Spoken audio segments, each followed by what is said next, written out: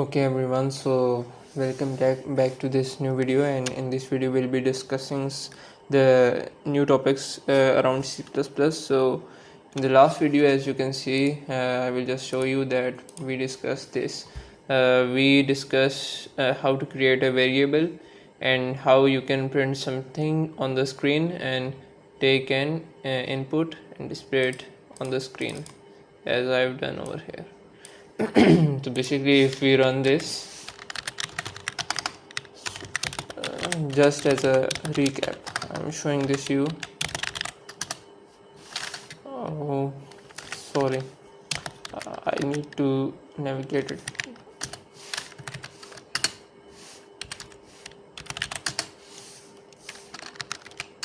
So as you can see, it just printed 23 over here.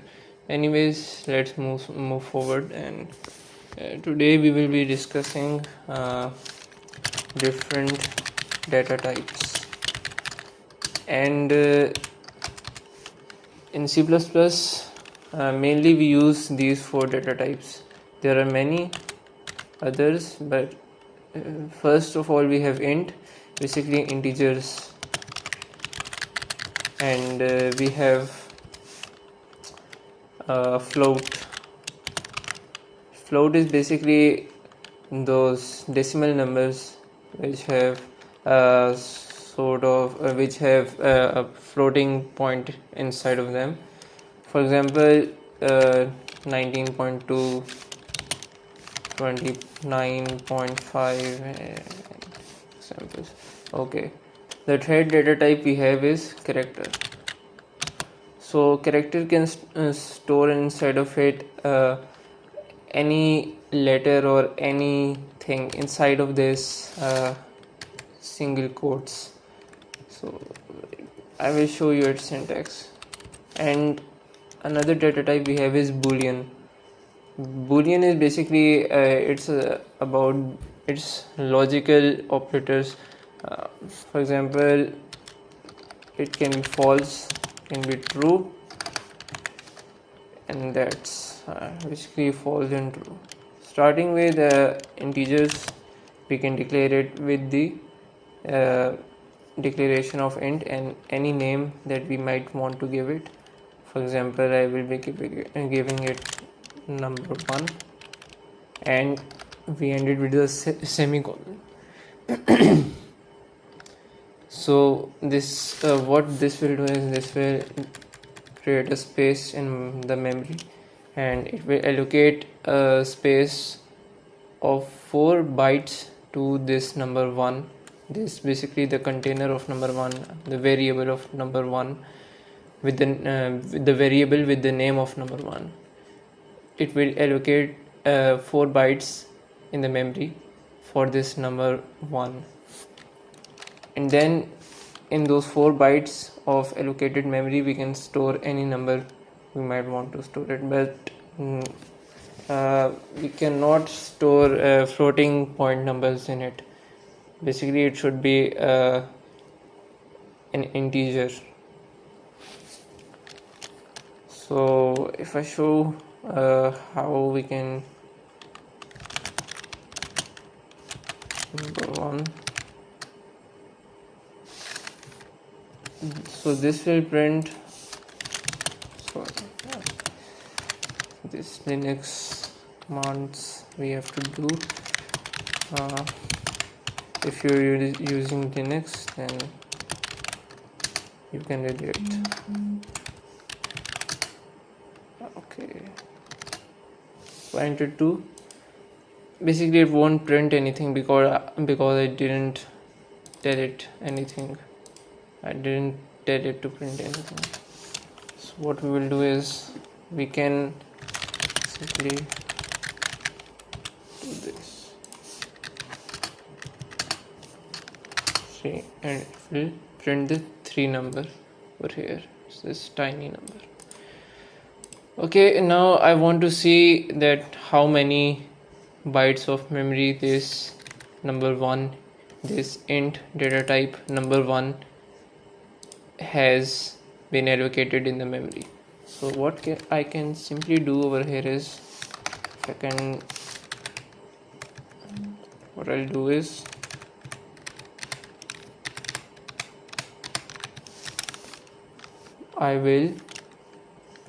there's a function called size of. I will do this. It will basically print how many bytes have been allocated to this variable in the memory. You can see it's 4 bytes over here. Okay, so this was the integer data type, and the next thing we can talk about is we can discuss float. So we declare a variable, we give it the name of decimal number, and we ask the user to enter a floating point number.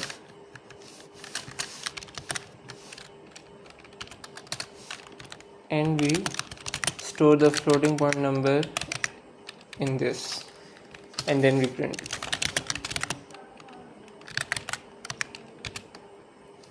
And then we also print how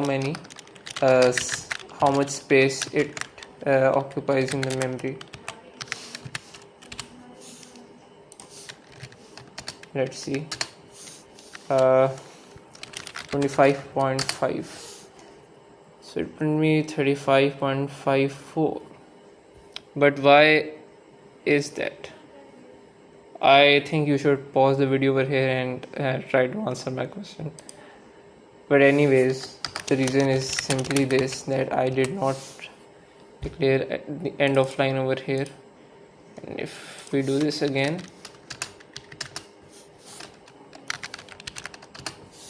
you can see 35.5 is the number that we printed, and the size of the decimal number, that float data type decimal number, is 4. So basically the same as int. Now we can discuss, okay, let's just remove this. Now let's discuss the character. So we can declare simply like this, and we can name it character, and we ask the user to enter any character, and we store it in the character, and we do is we say you entered, and we print and we print it character over here, and we declare the end of line, and we print the data type, not data type, the the number of bytes that it is occupying.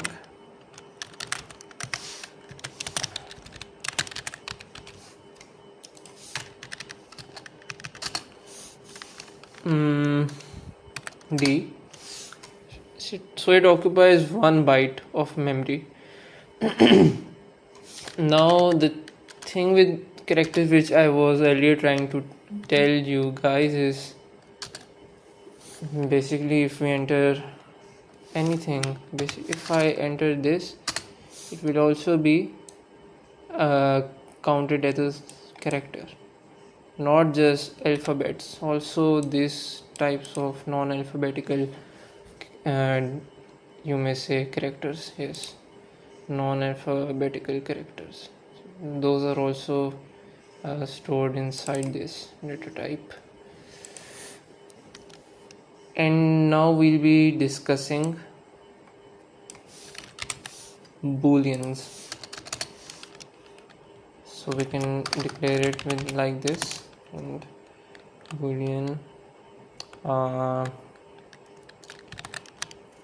is true or is cool.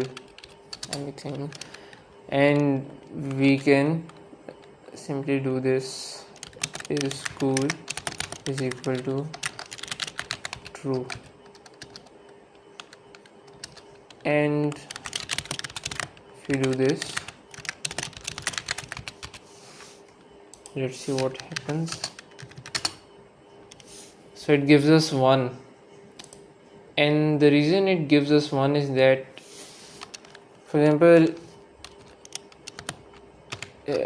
you might know that in computer science, or basically in basically if we see in logic, false means 0, basically something turned off or turned on.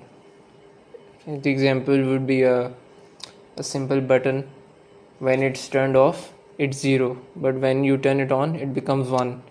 So same thing is over here. When in this is cool, it's right now it's turned on, so the cool mood of that person is turned on, and you can simply turn it off too. If I will do it false, if I do it, gives me 0. So this 0 tells me that this person is not cool, or whoever it might be, he's not cool right now. Okay, so this was booleans, and yes,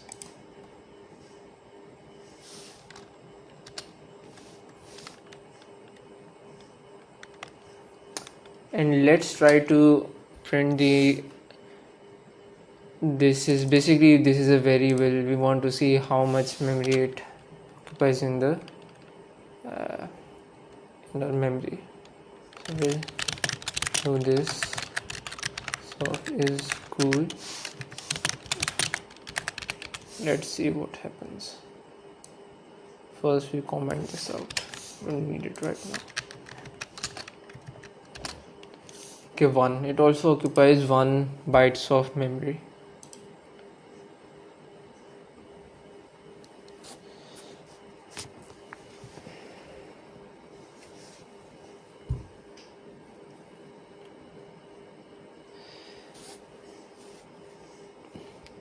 And now we can discuss a new topic, and that is operators.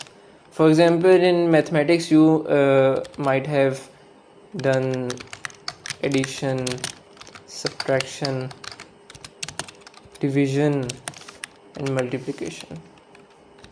When exponential, let's keep it right. Let's keep it simple right now. Okay, so I want to add 2 numbers. What you can do is simply declare 2 variables,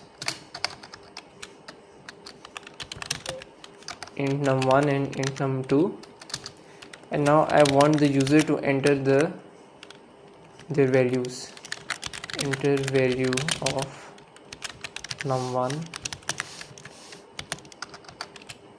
and now I will ask the user to the user will enter its value, and now for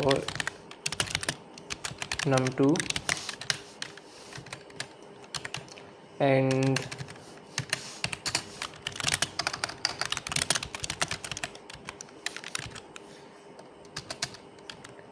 what we can do for addition is that we will declare a third variable, and we set it equal to num1 plus num2, and now if we print the answer,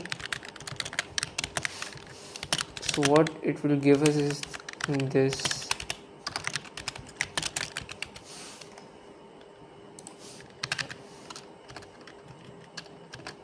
Let's enter 2, and now I'll be entering 5, so I should get 7, and we get 7.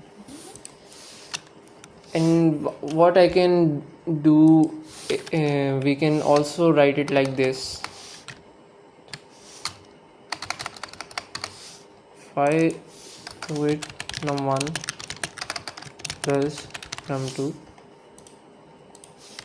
should give us 7 to 2 5. Yes, it gives us 7. So this is the addition operator, and if I simply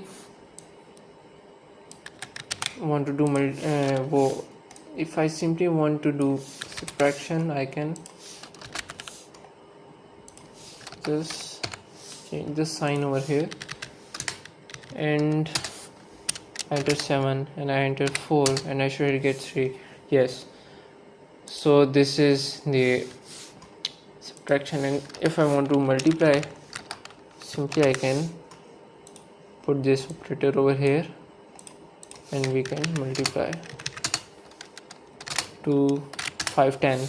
Okay, and we can simply divide 10 to 5. Yes, so these were the 4 main operators, arithmetic operators that we use in programming. Basically, there are others too. For example, we have modulus, and I think we might also have a way of square, basically the power of number, exponent. Yes, and yes, basically. So that's all from this video, and in the next part we will discuss more new concepts.